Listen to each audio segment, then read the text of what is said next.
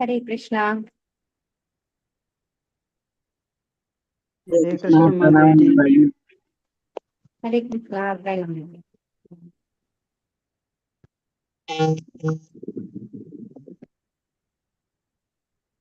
കൃഷ്ണ. ഓം അജ്ഞാനതിമിരാന്ധസ്യ നാനാഞ്ജനാശലാകയാ ചക്ഷുരുന്മീലിതം യേന തസ്മൈ ശ്രീഗുരവേ നമഃ. ശ്രീചൈതന്യമനോഭീഷ്ടം സ്ഥാപിതം യേന ഭൂതലേ സ്വയം രൂപകഥാ മഹ്യം ദദാതി സ്വപദാന്തികം. വന്ദേഹം ശ്രീഗുരോ ശ്രീയുതപദകമലം ശ്രീഗുരുन् വൈഷ്ണവാംശ ശ്രീരൂപം സാഗ്രജാതം സഹഗണരഘുനാഥാന്വിതം തം സജീവം സാദ്വൈതം സാവധൂതം പരിജനസഹിതം കൃഷ്ണചൈതന്യദേവം ശ്രീരാധാകൃഷ്ണപാദാൻ സഹഗണലളിതാ ശ്രീവിശാഖാന്വിതാംശ. നമോ വിഷ്ണുപാദായ കൃഷ്ണപ്രേഷ്ഠായ ഭൂതലേ ശ്രീമതേ ഭക്തിവേദാന്ത സ്വാമിൻ ഇതി നാമിനെ. നമസ്തേ സാരസ്വതേ ദേവേ ഗൗരവാണി പ്രചാരിണേ ഗുരുവിശേഷ ശൂന്യവാദി പാശ്ചാത്യദേശകാരിണേ. വാഞ്ചാകൽപതരൂപ്യശ്ച കൃപാ സിന്ധുഭ്യേവ ച പതിതാനാം പാവനേഭ്യോ വൈഷ്ണവേഭ്യോ നമോ നമഃ. ഹേ കൃഷ്ണ കരുണാ സിന്ധോ ദീനബന്ധോ ജഗത്പദേ ഗോപേശ ഗോപികാ കാന്ത രാധാ കാന്ത നമോസ്തുതേ. തപ്ത കാഞ്ചന ഗൗരംഗീ രാധേ വൃന്ദാവനേശ്വരി വൃഷഭാനുസുതേ ദേവി പ്രണമാമി ഹരിപ്രിയേ. ജയ ശ്രീകൃഷ്ണ ചൈതന്യ പ്രഭു നിത്യാനന്ദ ശ്രീ അദ്വൈത ഗദാധര ശിവാസാദി ഗൗരഭക്തവൃന്ദ. ഹരേ കൃഷ്ണ കൃഷ്ണ കൃഷ്ണ ഹരേ ഹരേ ഹരേ രാമ രാമ രാമ ഹരേ ഹരേ. ഹരേ കൃഷ്ണ. ശ്രീ രാധാ ഗോവിന്ദ് മന്ദിർ ഇസ്കോൺ ബാംഗ്ലൂരിന്റെ ഷോർട്ട് ഭാഗവതം ക്ലാസ്സിലേക്ക് എല്ലാ ഭക്തന്മാർക്കും സ്വാഗതം. ഓം നമോ ഭഗവതേ വാസുദേവായ. ഓം നമോ ഭഗവതേ വാസുദേവായ. ഓം നമോ ഭഗവതേ വാസുദേവായ. നിഗമകൽപതരോർഗളിതം ഫലം സുഖമുഖാദമൃതദ്രവ സംയുതം പിബത ഭാഗവതം രസമാലയം മുഹുരഹോ രസികാ ഭുവി ഭാവുകാഃ. നാരായണം നമസ്കൃത്യ നരം ചൈവ നരോത്തമം ദേവീം സരസ്വതീം വ്യാസം തതോ ജയമുദീരയേത്. നഷ്ടപ്രായേഷു ഭദ്രേഷു നിത്യം ഭാഗവത സേവയാ ഭഗവതി ഉത്തമ ശ്ലോകേ ഭക്തിർഭവതി നൈഷ്ഠികിം. കൃഷ്ണായ വാസുദേവായ ദേവകീ നന്ദനായ ച നന്ദഗോപകുമാരായ ഗോവിന്ദായ നമോ നമഃ. ഹരേ കൃഷ്ണ. മദേകബന്ധോ മത്സംഗിൻ മദ്ഗുരോ മന്മഹാദനാ മന്നിഷ്ടാരക മദ്ഭാഗ്യ അദാനന്ദാനമോസ്തുതേ. ഗ്രന്ഥ ശ്രീമദ് ഭാഗവതം കി ജയ. ശ്രീ പ്രഭുപാദ് കി ജയ. ശ്രീമദ് ഭാഗവതം സ്കന്ധം 1 അധ്യായം 14 ശ്രീകൃഷ്ണ ഭഗവാന്റെ തിരോധാനം. ശ്ലോകം 37. ഓം നമോ ഭഗവതേ വാസുദേവായ. യത്പാദ ശുശ്രൂഷണ മുഖ്യ കർമ്മണ സത്യാദയോ ദൃഷ്ടസഹസ്രയോഷിതഃ നിർജിത്യ സംഖ്യേ ത്രിദശാസ്തദാശിഷോ ഹരന്തി വജ്രായുധവല്ലഭോചിതാഃ. ഹരേ കൃഷ്ണ. എല്ലാവർക്കും ചൊല്ലാം. ഓം നമോ ഭഗവതേ വാസുദേവായ. ഓം നമോ ഭഗവതേ വാസുദേവായ. യത്പാദ ശുശ്രൂഷണ മുഖ്യ കർമ്മണ മുഖ്യകർമ്മണ സഹസ്രയോഷിതഃ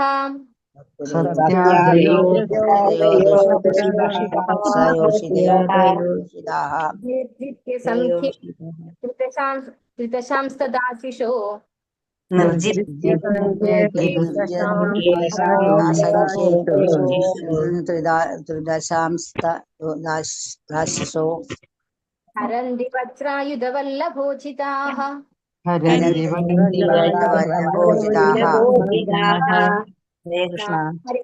യത് ആരുടെ പാദപാദങ്ങൾ ശുശ്രൂഷണ ശുശ്രൂഷ മുഖ്യ ഏറ്റവും പ്രധാനമായ സത്യ ആദയ സത്യഭാമയുടെ നേതൃത്വത്തിലുള്ള രാജ്ഞിമാർ.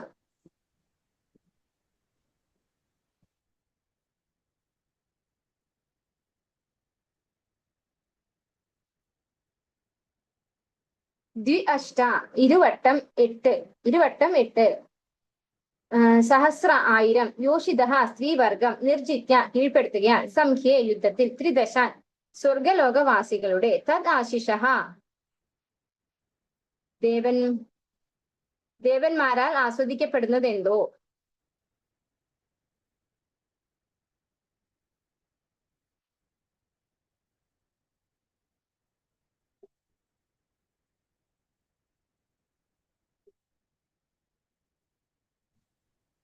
ഹരേ കൃഷ്ണ. സൗണ്ട് കുറവാണോ മാതാജി? ഹരേ കൃഷ്ണ. ഒരു മിനിറ്റ് കേട്ടോ.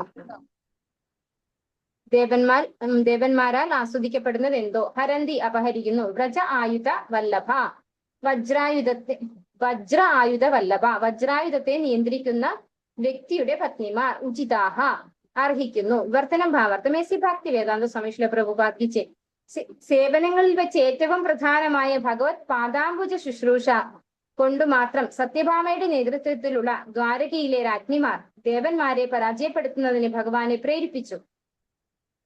അപ്രകാരം വജ്രായുധ നിയന്താവിന്റെ പത്നിമാരുടെ വിശേഷ അധികാരത്തിലുള്ള വസ്തുക്കളെ ദ്വാരകയിലെ രാജ്ഞിമാർ ആസ്വദിക്കുന്നു. അപ്പോ ഇവിടെ നേരത്തെ നമ്മൾ കണ്ടു അല്ലെ, അതായത് അർജുനോട് ചോദിക്കുകയാണ് ഭഗവാന്റെ പണ്ഡിത സദസ്സ് അല്ലെ, ഭഗവാനെ സ്തുതിക്കുന്ന ആ ഒരു സദസ്സ് ആസ്വദിക്കുന്നുണ്ടോ എന്ന് ചോദിച്ചു. കാരണം ഭഗവാന് സുഖമാണോ എന്ന് ചോദിക്കേണ്ട ആവശ്യമില്ല. കാരണം എല്ലാവർക്കും സുഖം പ്രദാനം ചെയ്യുന്നത് ഭഗവാനാണ് അല്ലെ.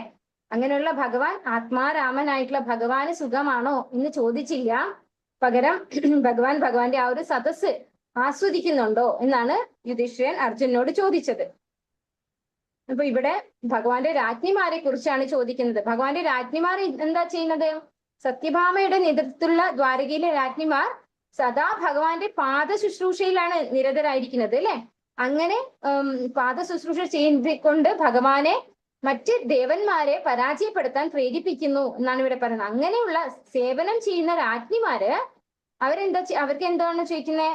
അപ്രകാരം വജ്രായുധ നേതാവിന്റെ പത്നിമാരുടെ വിശേഷ അധികാരത്തിലുള്ള വസ്തുക്കളെ ദ്വാരകയിലെ രാജ്ഞിമാർ ആസ്വദിക്കുന്നു. അതായത് ഭഗവാന്റെ ഭാര്യമാരായതുകൊണ്ട് തന്നെ ഭഗവാൻ എല്ലാറ്റിന്റെയും ഉടമസ്ഥനാണ് അല്ലെ.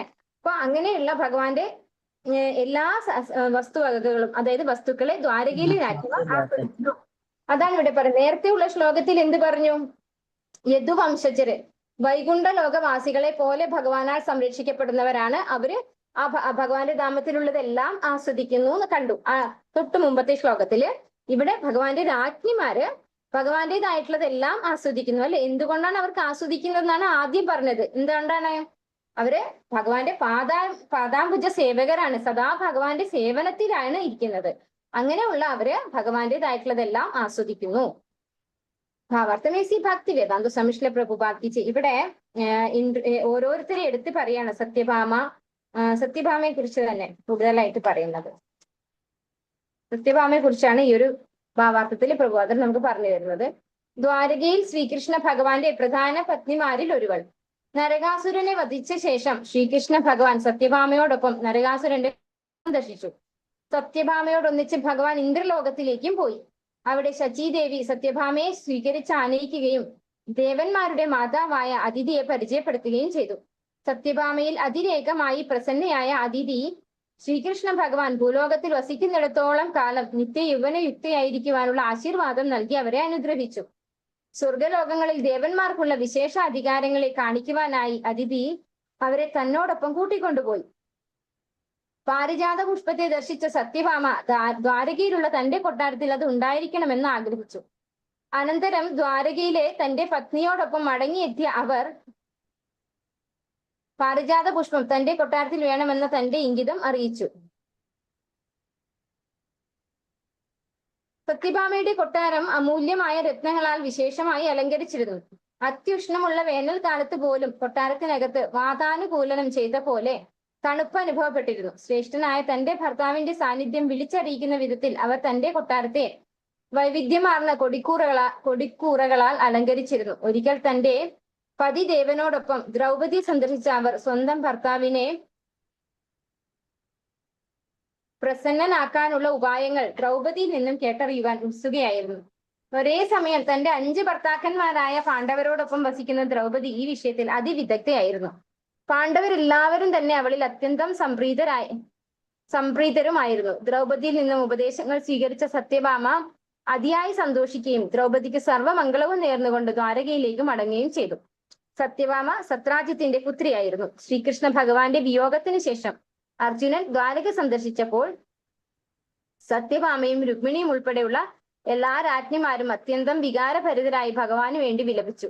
ജീവിതത്തിന്റെ അന്ത്യഘട്ടത്തിൽ സത്യഭാമ കഠിനമായ തപസ്സനുഷ്ഠിക്കാൻ വനത്തിലേക്ക് യാത്രയായി. അപ്പോ ഇവിടെ സത്യഭാമയെ കുറിച്ചാണ് പറയുന്നത്, എക്സ്പ്ലെയിൻ ചെയ്തു തരുന്നത്. സത്യഭാമ സത്രാജിത്തിന്റെ മകളായിരുന്നു അല്ലെ. ആദ്യം അവിടെ നിന്നാണ് ഭഗവാൻ കൂട്ടിക്കൊണ്ടുവരുന്നത്. ഭഗവാന്റെ പ്രധാന 8 പത്നിമാരിൽ ഒരാളായിരുന്നു സത്യഭാമ. സത്യഭാമ ശരിക്കും ഭൂമി ദേവിയുടെ ഒരു അവതാരം അങ്ങനെയും പറയുന്നുണ്ട്. കാരണം നരകാസുരനെ വധിക്കുന്ന സമയത്ത്, അങ്ങനെയാണ് ശ്രീ പ്രഭുവാദ്ര പർപ്പോട്ടിലൊക്കെ നമുക്ക് തന്നിട്ടുള്ളത്. അതായത് നരകാസുരൻ എന്ന് പറയുന്നത് ഭൂമി ദേവിയുടെ പുത്രനാണ് അല്ലെ. ഭഗവാന് ഭൂമി ദേവിയിൽ ഉണ്ടായിട്ടുള്ള പുത്രനാണ്. നമ്മള് ഏത് അവതാരമാണ്? വരാഹ അവതാരം. അതായത് ഭൂമി ദേവിയെ ഗർഭോദകശായി ഓഷ്യനിൽ നിന്ന് എടുത്തു കൊണ്ടുവന്ന് യഥാസ്ഥാനത്ത് വെച്ച സമയത്താണ് ഭഗവാന് ഭൂമി ദേവിയിൽ ഉണ്ടായിട്ടുള്ള മകനാണ് നരകാസുരൻ എന്നാണ് പറയുന്നത്. ഭഗവാന്റെ തന്നെ പുത്രനായിട്ടും അദ്ദേഹം ആസുരികമായ ആളുകളുമായിട്ടുള്ള സംസർഗം കാരണം അസുരനായി തീരാണ് ഉണ്ടായത്. അപ്പൊ അദ്ദേഹത്തിന്റെ പ്രവൃത്തി കൊണ്ട് ഒരു രക്ഷയില്ലാതെ ആയപ്പോഴാണ് ഭഗവാൻ അദ്ദേഹത്തെ വധിക്കുന്നത്. ആ സമയത്ത് ഭഗവാന്റെ കൂടെ നമ്മുടെ സത്യഭാമയാണ് പോയിട്ടുള്ളത്. അപ്പൊ അതുകൊണ്ടാണ് പറയുന്നത്, അതായത് മകനെ വധിക്കാൻ അവരെ കൂടെ കൂട്ടി എന്നാണ് പറയുന്നത്. നരകാസുരന്റെ അമ്മ എന്നുള്ള സ്ഥാനമാണ് സത്യഭാമ ഭൂമി ദേവിയുടെ അവതാരം എന്നുള്ള നിലയ്ക്ക് വരുമ്പോൾ വരുന്നത്. അപ്പൊ അങ്ങനെയാണ് അവിടെ കൂട്ടിക്കൊണ്ടുപോയി വധം ചെയ്തതിന് ശേഷം സ്വർഗത്തിലേക്ക് പോയി എന്നാണ് പറയുന്നത്. സ്വർഗീയ ലോകങ്ങളിൽ പോയി അവിടെ വെച്ച് അതിഥിയെ കാണുന്നു. അവര് പിന്നെ അവര് എല്ലായിടത്തും, അതായത് സ്വർഗീയ അവിടെയുള്ള എല്ലായിടത്തും കൊണ്ട് കാണിക്കുന്ന സമയത്ത് പാരിജാത പുഷ്പം കൂടെ കാണാൻ ഇടയായി അല്ലെ. പാരിജാത പുഷ്പം അപ്പൊ തന്റെ കൊട്ടാരത്തില് ആ മരം വേണോന്ന് സത്യഭാമ ആഗ്രഹിക്കുകയുണ്ടായി എന്ന് പറയുന്നു. പിന്നീട് അത് കൊണ്ടു കൊടുക്കുന്നുണ്ട് ഭഗവാൻ. ആ സമയത്ത് ദേവേന്ദ്രനുമായിട്ട് യുദ്ധം ചെയ്യുന്നുമുണ്ട്. അതായത് ദേവേന്ദ്രൻ എല്ലാ സംരക്ഷണവും കൊടുത്ത് നരകാസുരനൊക്കെ വധിച്ചു കഴിഞ്ഞപ്പോ പാരിജാത പുഷ്പം കൊണ്ടുവരുമ്പോ അദ്ദേഹം യുദ്ധം ചെയ്യാൻ വരേണ്ടായി. ഭഗവാനോട് ദേവേന്ദ്രൻ യുദ്ധം ചെയ്യാൻ വരുന്നുണ്ടായി.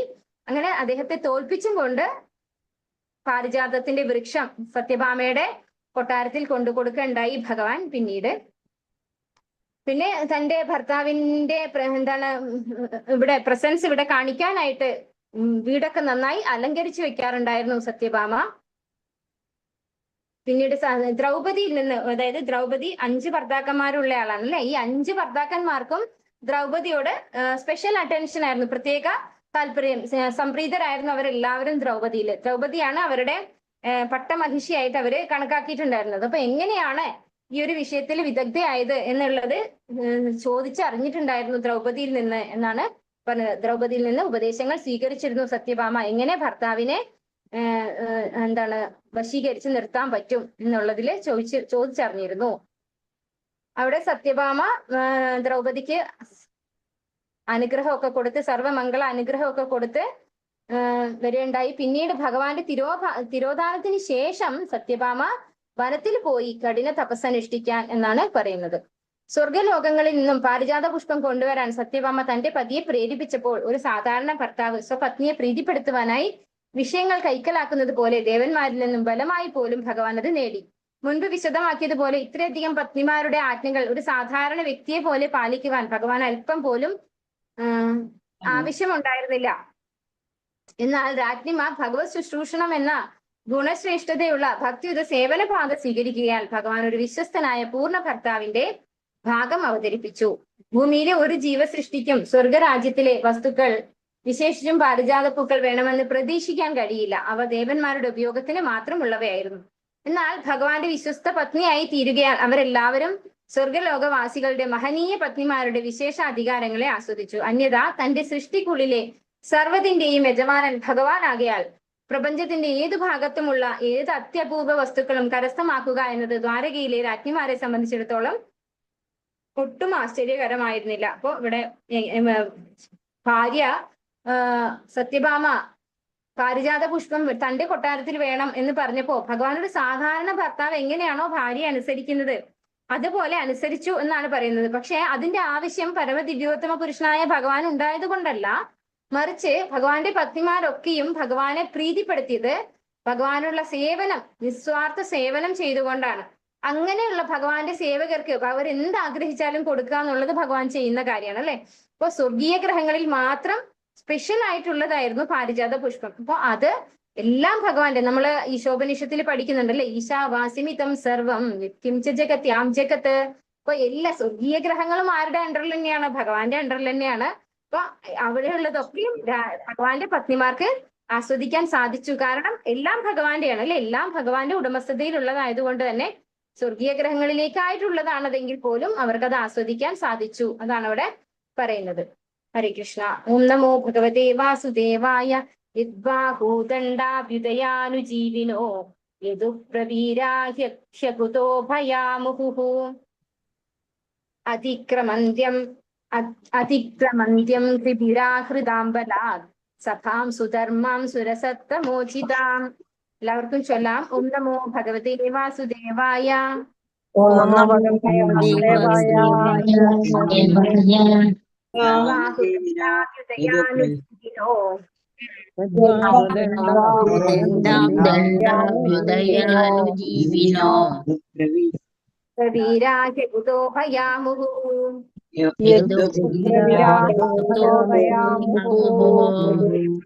അതിക്രമന്ത്യം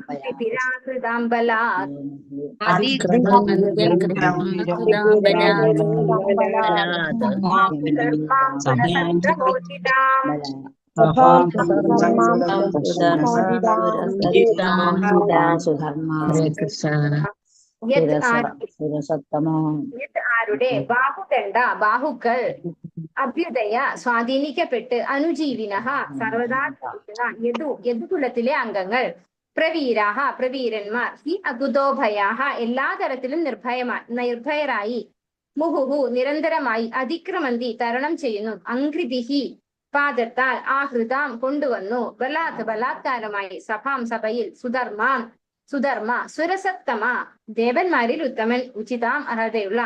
വർത്തനം ഭാവാർത്ഥം എസി ഭക്തി വേദാന്ത സ്വാമി ശ്രീല പ്രഭുപാദ് കി ജയ്. യദുകുലത്തിലെ പ്രവീരന്മാർ ശ്രീകൃഷ്ണ ഭഗവാന്റെ ബാഹുക്കളാൽ സംരക്ഷിക്കപ്പെടുകയാൽ എല്ലാവിധത്തിലും സദാ നിർഭയരായിരുന്നു. ആകയാൽ ശ്രേഷ്ഠരായ ദേവന്മാർ അർഹിക്കുന്നതും അവരിൽ നിന്നും ബലമായി പിടിച്ചെടുത്തതുമായ സുധർമാസഭയെ അവരുടെ പാദങ്ങൾ ചവിട്ടി മെതിക്കുന്നു. അപ്പോ ഈ ഒരു സന്ദർഭത്തില് യുധിഷ്ഠിര മഹാരാജാവ് ഓർക്കാണ് അല്ലെ, മനസ്സില് വിചാരിക്കുകയാണ് ഭഗവാന്റെ മക്കളായിട്ടുള്ള ഭഗവാന്റെ വംശജര് മുഴുവനും വൈകുണ്ഠവാസികളെ പോലെ അവർക്ക് എല്ലാം ആസ്വദിച്ച് നിർഭയരായിട്ട് അവിടെ ജീവിക്കാൻ സാധിക്കുന്നുണ്ടായിരുന്നു ഭഗവാനാൽ സംരക്ഷിക്കപ്പെടുന്നത് കൊണ്ട്. അതുപോലെ ഭഗവാന്റെ പത്നിമാര് ഭഗവാന്റെ ഉടമസ്ഥതയിലുള്ളതാണ് എല്ലാം അല്ലെ. ഭഗവാന്റെ സേവനത്തിൽ നിരതരായിക്കൊണ്ട് അവരും ഭഗവാന്റേതായിട്ടുള്ളതെല്ലാം ആസ്വദിക്കുന്നുണ്ടായിരുന്നു. ആ കൂട്ടത്തിൽ ഒന്നും കൂടെ വരികയാണ്. എന്താണ് ഇവിടെ പറയുന്നത്? ദേവന്മാർക്ക് വേണ്ടിയിട്ടുള്ളതായിട്ടുള്ള സുധർമ്മ സഭ, ആ സഭ അവരുടെ പാദങ്ങൾ ചവിട്ടി മെതിക്കുന്നു. അതായത് ഈ യദുവംശജ അവിടെ നിന്ന് ബലമായി കൊണ്ടുവന്നാണ്, സ്വർഗീയ ഗ്രഹങ്ങളിൽ നിന്ന് ബലമായി കൊണ്ടുവന്നതാണ് ഈ സുധർമ്മ എന്ന് പറയുന്ന സഭാമണ്ഡപം. അവിടെ അവരെ ചവിട്ടി മതിക്കുന്നു എന്ന് പറഞ്ഞാൽ എന്താണ്? അവർക്ക് ഈ ഡാൻസ് പോലെയുള്ള കാര്യങ്ങളൊക്കെ നടത്തുന്ന സഭാമണ്ഡപമാണത് അല്ലെ.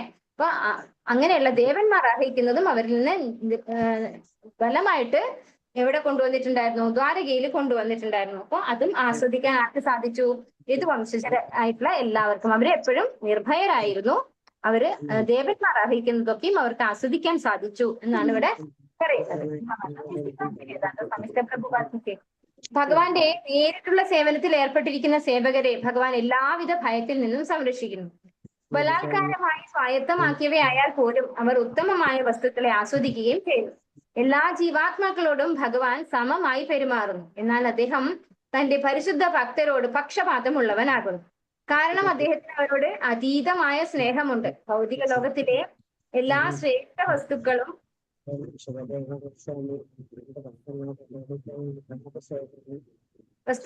സമ്പുഷ്ടമാകയാൽ ദ്വാരകാപുരി ആഡംബര സമൃദ്ധമായിരുന്നു. ഒരു രാജ്യത്തിന്റെ പ്രതാപത്തിന് അനുയോജ്യമായ വിധത്തിലാണ് രാജ്യസഭാ മന്ദിരം നിർമ്മിക്കുന്നത്. സ്വർഗലോകങ്ങളിലെ സുധർമ്മ എന്ന രാജ്യസഭാ മന്ദിരം ശ്രേഷ്ഠരായ ദേവന്മാരുടെ പ്രതാപത്തിന് അനുയോജ്യമായതായിരുന്നു. നിശ്ചയമായും ഒരിക്കലും ഭൂലോകത്തിലെ ഒരു രാജ്യത്തിനും വേണ്ടിയുള്ളതല്ല അത്തരം ഒരു സഭാമന്ദിരം. എന്തെന്നാൽ ഒരു രാജ്യം എത്ര തന്നെ ഭൗതിക പുരോഗതി കൈവരിച്ചതായിരുന്നാലും ഭൂമിയിലെ മാനവർക്ക് അത്തരം ഒരു സഭാമന്ദിരം നിർമ്മിക്കുക അസാധ്യമാകും. എന്നാൽ ശ്രീകൃഷ്ണ ഭഗവാൻ ഭൂമിയിൽ സന്നിഹിതനായിരുന്ന കാലത്ത് യദുകുലത്തിലെ അംഗങ്ങൾ ആ സ്വർഗീയ സഭാമന്ദിരത്തെ ബലാത്കാരമായി ഭൂമിയിൽ കൊണ്ടുവരികയും അതിനെ ദ്വാരകയിൽ സ്ഥാപിക്കുകയും ചെയ്തു. അവരുടെ ആഗ്രഹം സാധിച്ചു കൊടുക്കാനുള്ള പരമപുരുഷനായ ശ്രീകൃഷ്ണ ഭഗവാന്റെ സന്നദ്ധതയെക്കുറിച്ചും അദ്ദേഹത്തിന്റെ സംരക്ഷണത്തെക്കുറിച്ചും തീർച്ചയുള്ളതിനാൽ അവിധത്തിൽ ബലം പ്രയോഗിക്കാൻ അവർക്ക് കഴിഞ്ഞു. മറ്റൊരു തരത്തിൽ പറഞ്ഞാൽ അദ്ദേഹത്തിന്റെ പരിശുദ്ധ ഭക്തന്മാർ ഭഗവാൻ ഈ പ്രപഞ്ചത്തിലെ ഏറ്റവും ശ്രേഷ്ഠതയാർന്ന വസ്തുക്കൾ സമ്മാനിക്കുന്നു. യദുവംശജർ പ്രപഞ്ചത്തിൽ ലഭ്യമാക്കുന്ന സർവ്വവിധ സുഖ സൗകര്യങ്ങളും ശ്രീകൃഷ്ണ ഭഗവാന് സമ്മാനിച്ചിരുന്നു. അതിനു പകരമായി അത്തരം ഭഗവത് സേവകർ സംരക്ഷിതരായും നിർഭയരായും കഴിയുന്നു. ഇപ്പൊ ഭഗവാന്റെ ഭക്തന്മാരാണ് അവിടെ ഭഗവാന്റെ ബന്ധുക്കളായിട്ട് വന്നിട്ടുള്ളത് അല്ലെ. അവരൊക്കെ ഭഗവാന്റെ ഡിവോട്ടീസ് ആണ്, ഭഗവാന്റെ ശുദ്ധ ഭക്തന്മാരാണ്. അപ്പൊ അങ്ങനെയുള്ള ഭക്തന്മാര് എന്തിനു വേണ്ടിയാണ് ഇത് ഫോഴ്സ്ഫുള്ളി കൊണ്ടിരുന്നത്? ഭഗവാന്റെ സന്തോഷത്തിനായിട്ടാണ് അല്ലെ. ഭഗവാന് സമ്മാനിച്ചു എന്നാണ് പറയുന്നത്. എല്ലാ സുഖ സൗകര്യങ്ങളും ശ്രീകൃഷ്ണ ഭഗവാന് സമ്മാനിച്ചിരുന്നു. അപ്പൊ എല്ലാം കൊണ്ടുവരുന്നത് ഭഗവാന്റെ സന്തോഷത്തിനാണ്. അതുകൊണ്ട് തന്നെ അവർക്കും എന്താണ്, അത് സന്തോഷത്തോടെ ആസ്വദിക്കാൻ സാധിച്ചിരുന്നു.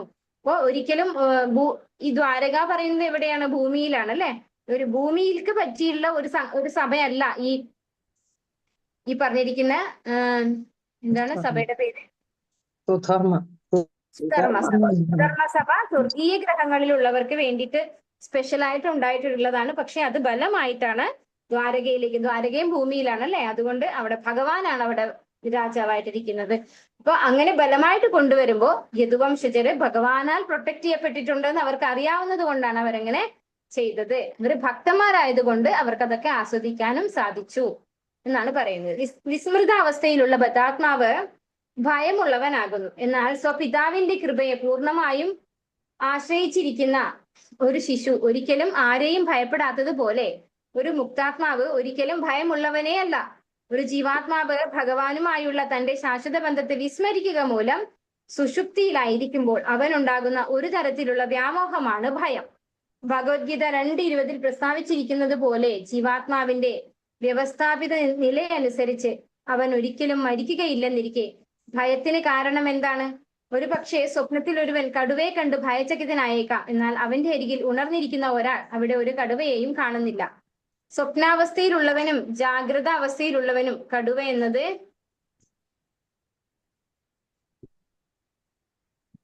വെറും കാൽപ്പനികം മാത്രമാകുന്നു. എന്തെന്നാൽ യഥാർത്ഥത്തിൽ അവിടെ കടുവയില്ല. എന്നാൽ തന്റെ ജാഗരമായ ജീവിതത്തെക്കുറിച്ച് വിസ്മരിച്ച ഒരുവൻ ഭയഭീതനാകുന്നു. അതേസമയം തന്റെ നിലയെക്കുറിച്ച് വിസ്മരിക്കാത്ത ഒരുവൻ ഒട്ടും തന്നെ ഭയപ്പെടുന്നില്ല. അപ്രകാരം തങ്ങളുടെ ഭഗവത് സേവനത്തിൽ യദുകുലത്തിലുള്ളവർ തികച്ചും ഉണർന്നിരിക്കുന്നവരായിരുന്നു. ആകയാൽ അവർക്ക് ഭയപ്പെടുവാനായി ഒരു കാലത്തും ഒരു കടുവയും ഇല്ലായിരുന്നു. യഥാർത്ഥ കടുവ ഉണ്ടെങ്കിൽ തന്നെയും അവരെ സംരക്ഷിക്കാനായി ഭഗവാൻ ഉണ്ടായിരുന്നു. അപ്പോൾ ഇവിടെ എന്താ പറയുന്നത്? യദുകുല വംശജർ ഭഗവാനാൽ സംരക്ഷിക്കപ്പെട്ടിരുന്നു എന്നുള്ള കാര്യമാണ് ഇവിടെ പറയുന്നത് അല്ലെ. നമ്മള് ഭഗവാനെ വിസ്മരിച്ചിരിക്കുമ്പോൾ മാത്രമാണ് നമുക്ക് എന്തുണ്ടാവുന്നുള്ളൂ? ഭയം എന്ന് പറയുന്ന ഒരു സാധനമുള്ളൂ. കാരണം എന്തുകൊണ്ടാണ്? ഭഗവാൻ ഭഗവത്ഗീതയിൽ എന്താ പറഞ്ഞിട്ടുള്ളത്? ഭഗവാന്റെ ശാശ്വത അംശമാണ് നമ്മളെന്ന് പറഞ്ഞു അല്ലെ. ഭഗവാന്റെ ശാശ്വത അംശമായിട്ടുള്ള ഒന്നിനെ എങ്ങനെയാണ് നാശം സംഭവിക്കുക? ഒരിക്കലും നാശം സംഭവിക്കാത്തതാണെന്ന് ഭഗവത്ഗീതയിൽ എടുത്തു പറയുന്നുണ്ട് അല്ലെ. ജായതേ മ്രിയതേ വാ കദാചിത് നായം ഭൂത്വാ ഭവിതാ വാ ന ഭൂയഃ. നമ്മള് കുറെ ശ്ലോകങ്ങൾ ഭഗവത്ഗീത 2-ാമത്തെ അധ്യായത്തില് ജീവാത്മാവിനെ കുറിച്ച് വ്യക്തമായിട്ട് നമുക്ക് പറഞ്ഞു തരുന്നുണ്ട് അല്ലെ. അതൊരിക്കലും നശിപ്പിക്കാൻ കഴിയില്ല. കാറ്റിലെ എന്താണ് അലിഞ്ഞു പോവില്ല, വെള്ളത്തിൽ അലിഞ്ഞു പോവില്ല, അഗ്നിയാൽ നശിപ്പിക്കാൻ പറ്റില്ല, അസ്ത്രത്താൽ മുറിക്കാൻ പറ്റില്ല. അപ്പൊ ഒരു നാശവും സംഭവിക്കാത്ത ഒന്നാണ് ജീവാത്മാവ് എന്ന് പറയുന്നത് അല്ലെ. അപ്പൊ ഭഗവാനാൽ പരിപൂർണമായിട്ട് പ്രൊട്ടക്ട് ചെയ്യപ്പെടുന്നതുമാണ്. അപ്പൊ അങ്ങനെയുള്ള ഒരു ജീവാത്മാവിന് എന്താവശ്യമില്ല? ഭയത്തിന്റെ ആവശ്യമേ ഇല്ല. ഇവിടെ ഒരു ഉദാഹരണം പറഞ്ഞിരിക്കുന്നത്, നമ്മൾ സ്വപ്നം കാണുമ്പോൾ കടുവ നമ്മളെ പിടിക്കുന്നതായിട്ട് സ്വപ്നം കാണുന്നു. പക്ഷെ ഉണർന്നു കഴിഞ്ഞാൽ എന്ത് മനസ്സിലാവുന്നു? അവിടെ കടുവയില്ല, അത് വെറും സ്വപ്നമായിരുന്നു എന്ന് മനസ്സിലാകുന്നു. അതുപോലെയാണ് ഭഗവാന്റെ, അതായത് നമ്മൾ ഈ ശരീരബോധത്തിൽ നിന്ന് മാറി നമ്മള് ഭഗവാന്റെ ശാശ്വത അംശമാണെന്ന് തിരിച്ചറിഞ്ഞു കഴിഞ്ഞാൽ നമുക്ക് എന്ത് ആവശ്യമില്ല? എനിക്ക് എന്തെങ്കിലും നാശം സംഭവിക്കുമോ? ഭയത്തിന്റെ ആവശ്യം അവിടെ വരുന്നില്ല. പിന്നെ മാത്രമല്ല, ഇൻ കേസ് വല്ല കടുവയും വന്നാൽ തന്നെ എന്താണ്, ഭഗവാനുണ്ട്. നമ്മള് ഒരു ചെറിയ കുട്ടി അച്ഛന്റെ കയ്യിലായിരിക്കുമ്പോ ആ കുട്ടിക്ക് എന്തില്ല, ഒരു ആനയുടെ അടുത്ത് പോലും കളിക്കാനോ അല്ലെങ്കിൽ ദേഷ്യപ്പെടാനോ പേടിയുണ്ടാവില്ല. പക്ഷെ ഒറ്റയ്ക്കാണെങ്കിൽ എന്താ സംഭവിക്കുക, ആ കുട്ടിക്ക് പേടിയുണ്ടാവും അല്ലെ. അപ്പൊ അച്ഛന്റെ കയ്യിലിരിക്കുന്ന ഒരു കുട്ടിയെ പോലെയാണ് ആര്, ഭഗവാന്റെ ഭക്തന്മാരെന്ന് പറയുന്നത്. ഭഗവാനാൽ സംരക്ഷിക്കപ്പെടാണ്, അവർക്ക് ഭയം ഉണ്ടാവുന്നില്ല. ഓം നമോ ഭഗവതേ വാസുദേവായ. കച്ചിത്തേ നാമയം താത ഭ്രഷ്ടതേജാ വിഭാസി മേ അലബ്ധമാനോ വജ്ഞാതഃ കിം വാ താത ചിരോഷിതഃ. എല്ലാവർക്കും ചൊല്ലാം. ഓം നമോ ഭഗവതേ വാസുദേവായ. ഓം നമോ ഭഗവതേ വാസുദേവായ. വാസുദേവായ. കച്ചിത്തേ നാമയം താത ഭ്രഷ്ടതേജാ വിഭാസി മേ. കച്ചിത്തേ തേജോ അലബ്ധമാനോ വജ്ഞാതഃ കിം വാ താത ചിരോഷിതഃ.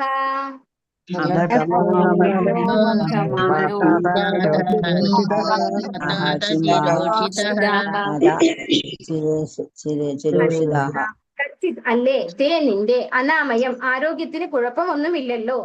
താത എന്റെ പ്രിയ സോദര, ഭ്രഷ്ട ഇല്ലാതായി, തേജാഹ തേജസ്, വിഭാസി തോന്നുന്നു, മേ എനിക്ക്, അലബ്ധമാനഃ ആദരവില്ലാതെ, അവജ്ഞാതഃ അവഗണിക്കപ്പെടുക, അതോ വാ അല്ലെങ്കിൽ, താത എന്റെ പ്രിയപ്പെട്ട ഭ്രാതാവേ, ചിരോചിതഃ ദീർഘകാലത്തെ വാസനിമിത്തം. ഹരേ കൃഷ്ണ. അനുവർത്തനം ഭാവത്തമേശി ഭക്തി വേദാന്ത സമിഷ്ട പ്രഭാത്തിച്ച്. എന്റെ സോദര അർജുന, ദയവായി എന്നോട് പറഞ്ഞാൽ നിന്റെ ആരോഗ്യസ്ഥിതി ക്ഷേമകരം തന്നെയല്ലേ? നിന്റെ ശരീര തേജസ് നഷ്ടപ്പെട്ടതായി കാണപ്പെടുന്നു. ദീർഘകാലത്തെ ദ്വാരകാവാസം ഹേതുവാകിയാൽ മറ്റുള്ളവരുടെ അനാദരവും അവഗണനയുമാണോ ഇതിന് കാരണം? അപ്പൊ ഇതുവരെ എന്താണ് അർജുനനോട് യുധിഷ്ഠിരൻ ആരും സംസാരിക്കണ്ട. ഹരേ കൃഷ്ണ. ഇതുവരെ എന്താണ് അർജുനോട് ചോദിച്ചത്? ദ്വാരകാവാസികളെ കുറിച്ചും ഭഗവാനെ കുറിച്ചും ഭഗവാന്റെ യദുകുല വംശത്തെ കുറിച്ചും അതുപോലെ രാജ്ഞിമാരെ കുറിച്ചും ഒക്കെ ചോദിച്ചു യുധിഷ്ഠിരൻ അല്ലെ. അവരൊക്കെ നന്നായിട്ടിരിക്കുന്നോ, എല്ലാം ആസ്വദിച്ച് സുഖമായിട്ട് സന്തോഷമായിട്ട് ഇരിക്കുന്നോ എന്ന് ചോദിച്ചു. ശേഷമാണ് അർജുനന്റെ സ്ഥിതി എങ്ങനെയായിരുന്നു? അർജുനൻ തലയും കുത്തിപ്പിടിച്ച് അല്ലെ, വളരെ കണ്ണുനീരോടെ സങ്കടത്തോടെയാണ് ആരുടെ മുന്നിൽ നിൽക്കുന്നത്? യുധിഷ്ഠിരന്റെ മുന്നിൽ നിൽക്കുന്നത്. അപ്പൊ ഇപ്പോഴാണ് അർജുനനെ പറ്റി ചോദിക്കുന്നത് യുധിഷ്ഠിരൻ. എന്റെ സോദര അർജുന, ദയവായി എന്നോട് പറഞ്ഞാൽ നിന്റെ ആരോഗ്യസ്ഥിതി ക്ഷേമകരം തന്നെയല്ലേ? നീ സുഖമായിട്ടിരിക്കുന്നില്ലേ? നിന്റെ ശരീര തേജസ് നഷ്ടപ്പെട്ടതായിട്ട് തോന്നുന്നു. കാരണം എന്താണ്? ദുഃഖിതനായിട്ടിരിക്കുകയാണ് അർജുനൻ. ഇപ്പോ ഒരുപാട് കാലം നമ്മൾ വേറൊരു വീട്ടിൽ പോയി താമസിച്ചാല് നമ്മളോടൊരു റെസ്പെക്ട് ഇല്ലാണ്ടാവും അല്ലെ മറ്റുള്ളവർക്ക്. അതാണ് ഇവിടെ ചോദിക്കുന്നത്. ദീർഘകാലത്ത് ദ്വാരകാവാസം ഹേതുവാകിയാൽ മറ്റുള്ളവരുടെ അനാദരവും അവഗണനയുമാണോ ഇതിന് കാരണം? അവരാരും നിന്നെ ബഹുമാനിച്ചില്ലേ? നീ ഒരുപാട് നാൾ അവിടെ ഇങ്ങനെ പോയി താമസിച്ചത് കൊണ്ട് നിന്നെ അവഗണിച്ചോ എല്ലാവരും? അതുകൊണ്ടാണോ നിനക്ക് ഇങ്ങനെ ദുഃഖം? ചോദിക്കുകയാണ് യുധിഷ്ഠിരൻ. ഭാവാർത്ഥം ഇസി ഭക്തി വേദാന്ത സമിശ്ര പ്രഭുവാക്കിച്ച്. മഹാരാജാവ് യുധിഷ്ഠിരൻ എല്ലാ വീക്ഷണ കോണുകളിൽ നിന്നും ദ്വാരകയുടെ ക്ഷേമത്തെ കുറിച്ച് അർജുനനോട് ആരാഞ്ഞു. എന്നാൽ ശ്രീകൃഷ്ണ ഭഗവാൻ സ്വയം അവിടെ ഉണ്ടായിരിക്കുന്നിടത്തോളം കാലം അവിടെ അശുഭകരമായ യാതൊന്നും തന്നെ സംഭവ്യമല്ലെന്ന് അവസാനം അദ്ദേഹം തീർച്ചയാക്കി. പക്ഷെ അതേസമയം ശരീര ചൈതന്യം നഷ്ടപ്പെട്ടവനെ പോലെ അർജുനൻ കാണപ്പെടുകയാണ്. രാജാവ് അദ്ദേഹത്തിന്റെ വ്യക്തിപരമായ ക്ഷേമത്തെ കുറിച്ച് അന്വേഷിക്കുകയും നിർണായകമായ നിരവധി ചോദ്യങ്ങൾ ചോദിക്കുകയും ചെയ്തു. അപ്പോ അർജുനന്റെ ഈ ഒരു ദുഃഖത്തിന്റെ കാരണം അങ്ങോട്ട് ചോദിക്കാൻ തുടങ്ങുകയാണ് ആര്? യുധിഷ്ഠിരൻ. അപ്പൊ ആദ്യം ചോദിക്കുന്നു, നിന്നെ അവരാരും റെസ്പെക്ട് ചെയ്തില്ലേ? ഒരുപാട് നാള് അവിടെ പോയി താമസിച്ചത് കൊണ്ട് അവരാരും നിന്നെ റെസ്പെക്ട് ചെയ്യാതിരുന്നോ? അതാണോ നിന്റെ സങ്കടം? കച്ചിന്നാഭിഹതോ ഭാവൈഃ ശബ്ദാദിഭിരമംഗളൈഃ ന ദത്തമുക്തമർത്തിഭ്യഃ ആശയായത് എല്ലാവർക്കും ചൊല്ലാം. ഓം നമോ ഭഗവതേ വാസുദേവായ. ഓം നമോ ഭഗവതേ വാസുദേവായ. അഭിഹതോ ഭാവൈഃ ശബ്ദാദിഭിരമംഗളൈഃ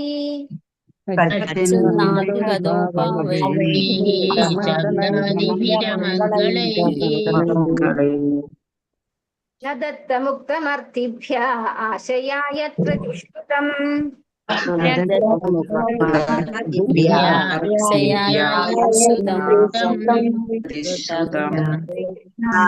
അതോ ന ഇല്ല, അഭിഹതഃ സംബോധന ചെയ്യപ്പെട്ടു, അഭാവൈഹി പ്രതികൂലമായ, ശബ്ദ ആദിഭിഹി ശബ്ദങ്ങളാൽ അമംഗളൈഹി അമംഗളകരമായ ന ഇല്ല ദത്തം ദാനമായി നൽകുക. ഉക്തം പറഞ്ഞു അർത്ഥിഭ്യഃ അഭ്യർത്ഥിച്ചവന് ആശയ പ്രതീക്ഷയോടെ യത് എന്ത് പ്രതിശ്രുതം നൽകാൻ വാഗ്ദാനം ചെയ്തത്. വർത്തനം ഭാവാർത്ഥം എസി ഭക്തി വേദാന്ത സ്വാമിശ്രീ പ്രഭുപാൽക്ക് പ്രതികൂലമായ അമംഗളകരമായ വാക്കുകളാൽ ആരെങ്കിലും നിന്നെ അഭിസംബോധന ചെയ്തുവോ? ഇപ്പൊ ചോദിക്കണല്ലേ, ആരെങ്കിലും ചീത്ത പറഞ്ഞോ അല്ലെ? അതാണ് ഇവിടെ ചോദിക്കുന്നത്. അമംഗളകരമായ വാക്കുകളാൽ ആരെങ്കിലും നിന്നെ അഭിസംബോധന ചെയ്തുവോ? അഭ്യർത്ഥിച്ചവന് ദാനം നൽകാനോ അല്ലെങ്കിൽ ആർക്കെങ്കിലും നൽകിയ വാഗ്ദാനം നിറവേറ്റാനോ നിനക്ക് കഴിയാതെ വന്നുവോ? നിന്നോട് ആരെങ്കിലും എന്തെങ്കിലും ദാനമായിട്ട് ചോദിച്ചിട്ട് കൊടുക്കാൻ പറ്റാതായോ? അതോ ഇനി എന്തെങ്കിലും ഒരു സേവനം ചെയ്യാം അല്ലെ, ഒരു വാഗ്ദാനം കൊടുത്തിട്ട് അത് നിറവേറ്റാൻ കഴിയാതെ പോയോ നിനക്ക്? അതുകൊണ്ടാണോ നിന്റെ ദുഃഖം എന്ന് ചോദിക്കുകയാണ് അർജുനനോട് യുധിഷ്ഠിരൻ. ആവർത്തമേസി ഭക്തി വേദാന്ത സ്വാമിശ്രീ പ്രഭുപാൽക്ക് പണം ആവശ്യമുള്ളവർ ചിലപ്പോഴൊക്കെ ക്ഷത്രിയരെയോ സമ്പന്നരെയോ സന്ദർശിക്കാറുണ്ട്. ദാനം ആവശ്യപ്പെടുന്ന വ്യക്തിയെയും സ്ഥലകാലങ്ങളെയും പരിഗണിച്ച് ദാനം നൽകേണ്ടത് ധനം കൈവശം വെച്ചിരിക്കുന്നവരുടെ കർത്തവ്യമാകുന്നു. ഒരു ക്ഷത്രിയൻ അല്ലെങ്കിൽ സമ്പന്നൻ ഈ ധാർമ്മിക ബാധ്യതയ്ക്ക് അനുസരിച്ച് പ്രവർത്തിക്കാത്ത പക്ഷം ഈ പിഴവിന് അയാൾ നിശ്ചയമായും പാശ്ചാത്തപിക്കേണ്ടതാകുന്നു.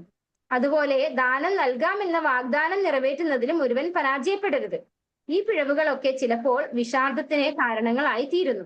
അപ്രകാരം പരാജയപ്പെടുന്ന പക്ഷം ആ വ്യക്തി വിമർശനത്തിന് പാത്രമായി തീരുന്നു. അതും അർജുനന്റെ വിഷമാവസ്ഥയ്ക്ക് കാരണമാകാം. അപ്പോ പറയാണ്, ഒരു ക്ഷത്രിയനായിട്ടുള്ള ഒരു വ്യക്തി എന്താണ്, അദ്ദേഹം മറ്റുള്ളവരെ സഹായിക്കാൻ ബാധ്യസ്ഥനാണല്ലോ. ക്ഷത്രിയന് ബ്രാഹ്മണന്റെ പോലെയല്ല. അതുപോലെ അവരെയൊക്കെ സംരക്ഷിക്കേണ്ട, ബ്രാഹ്മണരെയും ശൂദ്രരെയും ഒക്കെ സംരക്ഷിക്കേണ്ട ചുമതലയാണ് ആർക്ക്? ക്ഷത്രിയനായിട്ടുള്ള ഒരു വ്യക്തിക്കുള്ളത്. അപ്പൊ ആരെങ്കിലും പണം വന്ന് ചോദിച്ചിട്ട് കൊടുക്കാൻ പറ്റാണ്ടായോ, അതോ അതുപോലെ എന്തെങ്കിലും ദാനം നൽകാമെന്ന് വാഗ്ദാനം പറഞ്ഞിട്ട് വാഗ്ദത്തം നൽകിയിട്ട് ചെയ്യാൻ ആ വാക്ക് പാലിക്കാൻ പറ്റാതെ പോയോ? അതൊക്കെ എന്താണ്, വിഷമാവസ്ഥയ്ക്ക് കാരണമാകാം. അങ്ങനെ എന്തെങ്കിലും സംഭവിച്ചോ അർജുന നിനക്ക് എന്നാണ് ഇവിടെ യുധിഷ്ഠിരൻ ചോദിക്കുന്നത്. ഹരേ കൃഷ്ണ. വഞ്ചാകൽപതരൂപ്യസ്യ കൃപാ സിന്ധുഭ്യവ പതിതാനാം പാവനേഭ്യോ वैष्णवेभ्यो नमो नमः। अनंत कोटि वैष्णववृंद की जय। श्रील प्रभुपाद की जय। गुरु महाराज की जय। निताय गौर प्रेमानंदे। हरि हरि बोल। हरे कृष्णा। सर्वं श्री कृष्णार्पणमस्तु। हरे कृष्ण।